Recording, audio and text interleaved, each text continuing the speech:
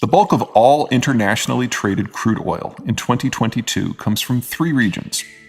The first is the most important, the most obvious, and the most problematic: the Persian Gulf. Before roughly 1500, the region was in the middle of everything. What global trade existed was dependent upon the lands and waters surrounding the Persian Gulf as a means of connecting the vast territories between Europe and the Far East. But the Americans were hardly the first people to find the region aggravating. In large part, the very existence of the deepwater technologies owes itself to European attempts to avoid the Middle East altogether. From the time the Portuguese were able to shoot their way into India in the early 1500s, the need to pass through or stop in the region more or less evaporated, and the entirety of the Middle East from Egypt to Persia more or less slid into strategic irrelevance. Oil changed things. The monetization of the old Zoroastrian lands made Persia matter enough to trigger British imperial attention, with the status of Persia becoming integral to war efforts in 1939 to 45. The real explosion of activity happened later, with the discovery and exploitation of oil deposits throughout territory that now comprises not just southwestern Iran, but also Iraq, Kuwait, Saudi Arabia, Bahrain, Qatar, the United Arab Emirates, and Oman. While evolutions and manipulations, both market and military, have varied these players' individual output widely over the years, their collective output has been a fairly reliable 20 million barrels a day for the past 7 decades. As of 2021, that 20 million barrels is roughly 1/5 of global supplies and 1/2 of internationally traded crude. These 8 countries have 2 things in common.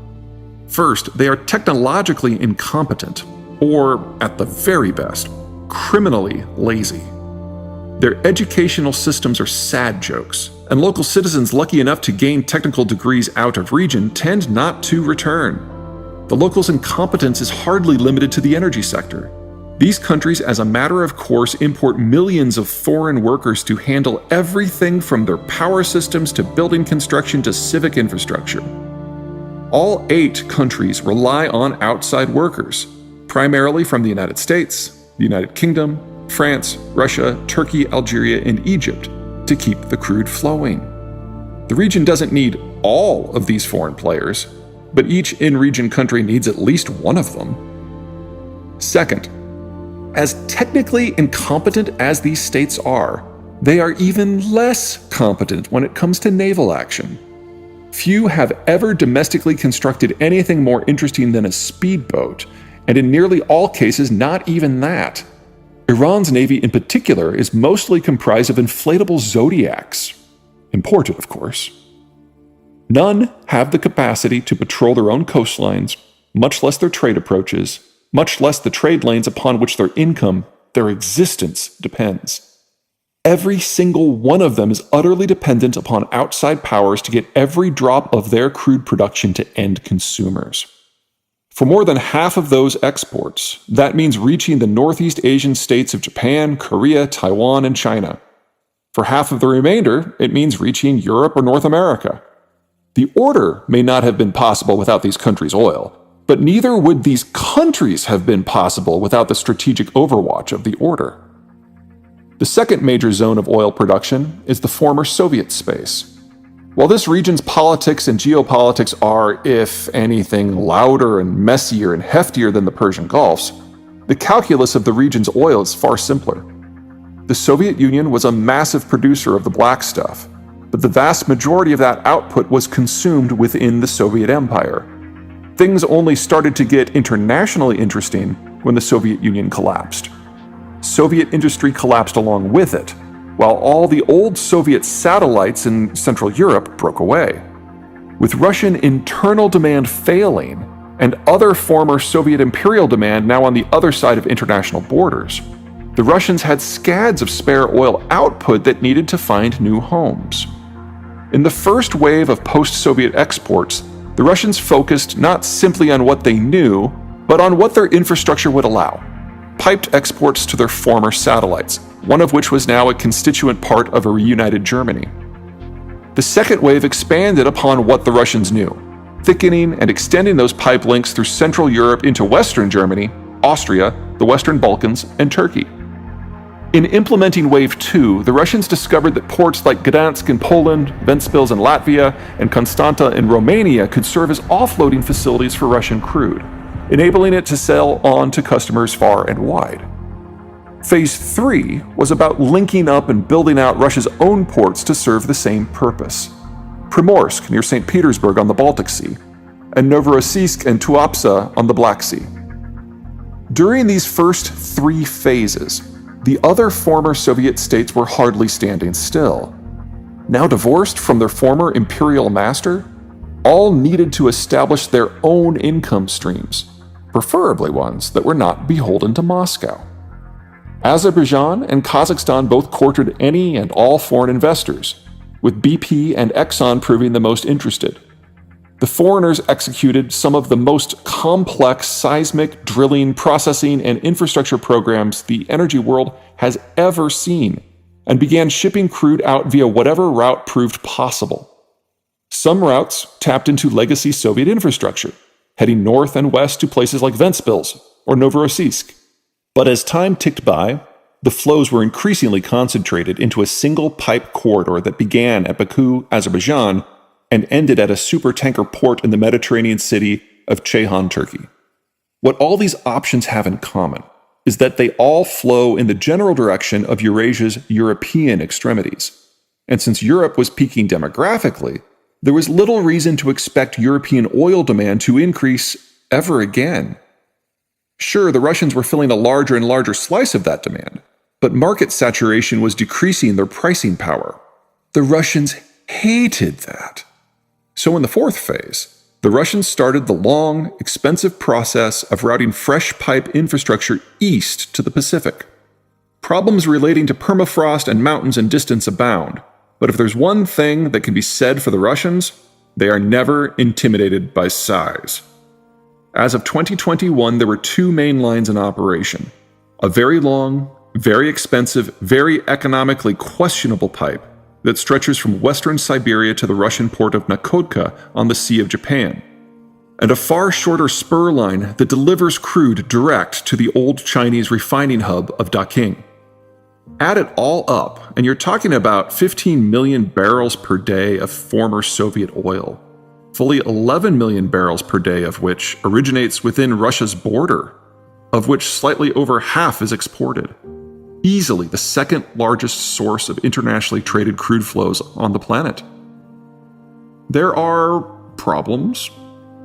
Most of Russia's oil fields are both old and extraordinarily remote from Russia's customers. Fields in the North Caucasus are all but tapped out. Those of Tatarstan and Bashkortostan are well past their peak. And even those in western Siberia have been showing signs of diminishing returns for more than a decade. With few exceptions, Russia's newer discoveries are deeper, smaller, more technically challenging, and even farther from population centers. Russian output isn't in danger of collapsing, but maintaining output will require more infrastructure, far higher upfront costs, and ongoing technical love and care to prevent steady output declines from becoming something far worse. The Russians are no slouches when it comes to oil work, but they were out of circulation from 1940 through 2000. The techs involved came a long way in that time.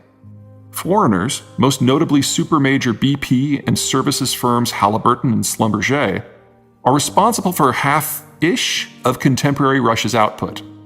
Any broad-scale removal of Western firms from the mix would have catastrophic impacts upon oil production throughout the entire former Soviet space. The Ukraine war is stress-testing that theory. For their part, the Azerbaijani and Kazakh projects are far and away the world's most technically exacting. Think Kashagan. Aside from the handful of folks in the world's supermajors who designed these projects, no one on the planet can maintain them. Then there's the issue of export routes. All of the broader region's oil flows first travel by pipe, in some cases for literally thousands of miles, before they reach either a customer or a discharge port. Pipes can't dodge. Anything that impedes a single inch of pipe shuts the whole thing down. In the order, that's fine and dandy. Post-order? Not so much. About half the flows terminate in end users like Germany, while the other half must be loaded on tankers for sale. That's where things get extra dicey. In the Pacific, the Nakodka port sits smack in the middle of the Japanese, Chinese, and Korean spheres of influence. Any meaningful conflict involving any of the three, and Nakodka either becomes occupied or a crater. Or, more likely, occupied and then a crater. Out to the west, exports via the Black Sea ports of Novorossiysk and Tuapse are fully dependent upon sales through downtown Istanbul, so any hiccup in relations with the Turks kills a couple million barrels of daily flows. Farther north, anything out of Primorsk has to sail the Baltic Sea and the Skagerrak Strait, sailing by no fewer than 7 navally over-capable to their size countries that tend to nurse pathological fears and hatreds toward all things Russian, in addition to Germany, in addition to the United Kingdom. Even if that were not enough, there's one more complicating factor. Siberia, despite getting cold enough to literally freeze your nose off in October, doesn't get cold enough. Most Russian oil production is in the permafrost, and for most of the summer, the permafrost is inaccessible because its top layer melts into a messy, horizon-spanning swamp. Tapping oil here requires waiting for the land to freeze, building dike roads across the wasteland, and drilling in the Siberian winter. Should something happen to consumption of Russian crude, flows back up through the literally thousands of miles of pipes right to the drill site. Should exports fail, whether due to a war far away, a war on Russia, or a war by Russia, there is but one mitigation: shut it all down. Turning production back on would require manually checking everything, all the way from the well to the border. The last time this happened was the Soviet collapse in 1989. 33 years on, Russia still hasn't gotten back to its Cold War production levels. Only during the oil-ravenous stability of the post-Cold War period of the American-led order is the current iteration of Russia's internationalized oil complex even possible. And with the Ukraine war, it is already over. The third and final major source of global crude is within North America. A lot of oil output on the continent falls into the general category of legacy, in regions that have been producing for upwards of a century. The first Mexican production dates all the way back to the 1920s and has been supplying Mexico with everything it needs and more ever since. In recent years, many of Mexico's large, old fields have been giving up the ghost. In part, the reason is geology, but at least as important is Mexican state policy, which often bars foreign capital, expertise, and technology from playing much of a role at all. For decades, even North Korea had less stringent investment laws on its energy sector. Left to their own devices, the Mexicans are proving incapable at keeping their old fields on life support and exploiting newer discoveries either on or offshore. Even with this glaring weakness, Mexico's oil needs are roughly in balance. It exports some crude to the United States and then imports a similar volume of refined product. On balance, Mexico produces and uses about 2 million barrels per day. Up north, the Canadian oil sector got its start in the 1950s, becoming globally significant in the 1970s. But it wasn't until the 1980s that the province of Alberta started cracking the code on some seriously unconventional output. Traditionally, oil migrates through rock formations until it reaches an impermeable rock layer. For example, the crude might migrate through sandstone, but granite would stop it cold. Pressure then builds behind the impermeable layer. When a drill punches through the cap, the pressure and oil are released. Most of Alberta's oil is nothing like that. Instead of big pressurized liquid pools of crude locked behind tough rock, Alberta's oil is diffused through far softer rock, functionally integrated into the rock's matrix in solid form. Getting it out requires either injecting steam into the formation to melt the oil out, or mining it and washing the oil out with hot water. From there, this ultra-thick crude oil must be mixed with lighter crude grades to thin it so it can be pumped via conventional pipeline. No matter how it is measured, Canada produces far more than it could ever use. It consumes a similar amount to Mexico, but exports that much again. Almost all of Alberta's oil sands production is shipped south to the United States, mostly for processing in Texas. In the continent's middle latitudes, the Americans have a lot going on. They have a legacy offshore sector in the Gulf of Mexico that didn't really get going until the 1970s. There is still conventional crude trickling out of Pennsylvania and Texas in places that have been producing oil longer than any other spots on the planet. Even California was among the country's largest oil producers until quite recently, with one of the country's most prolific wells located in a mall on Wilshire Boulevard, while another is cleverly disguised as a synagogue. Taken together, the American conventional oil legacy remains substantial, still kicking out about 4 million barrels per day, a volume that compares favorably to Iran at its 1970s height, and is about the same as the total output from Canada today. But the real story is the new stuff, America's shale oil sector. Back in the early 2000s, the world of oil got slammed by 4 simultaneous and unrelated events. First, the US subprime build was already getting out of hand, generating unhealthy levels of demand for all the things that go into home construction: lumber, concrete, copper, steel, and oil. Second, the Chinese boom was getting a touch insane. Price-insensitive demand drove up the price of all globally available commodities, oil included. Third, in 2002, a very unsuccessful coup in Venezuela led to a very successful political purge of the country's state oil firm, a purge that focused on the technocrats who produced the oil. The country's energy sector never recovered. Fourth, in 2003, the Americans invaded Iraq, taking all its oil output offline. The country didn't return to pre-war levels of output for 16 years. Between higher demand and lower supplies, oil prices steadily climbed from below $10 a barrel in 1998 to nearly $150 a barrel in 2008. When your work earns you $10, you tend to stick to the tried and true. When your work earns you $150, you can afford to try all kinds of things.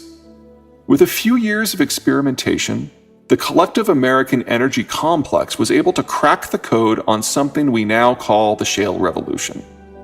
In essence, shale operators drill down as per normal, but when they reach a petroleum-rich rock strata, they take a sharp turn, drilling horizontally along the entire layer. They then pump water and sand at high pressure into the formation. Since liquids do not compress, the rock cracks apart from within, freeing untold trillions of tiny pockets of oil and natural gas that would otherwise be far too small to harvest with conventional drilling. The sand suspended in the frac fluid props the cracks open, while the now freed oil provides reverse pressure that pushes the water back up the pipe. Once the water has cleared, the oil continues flowing. Voila! A shale well is born.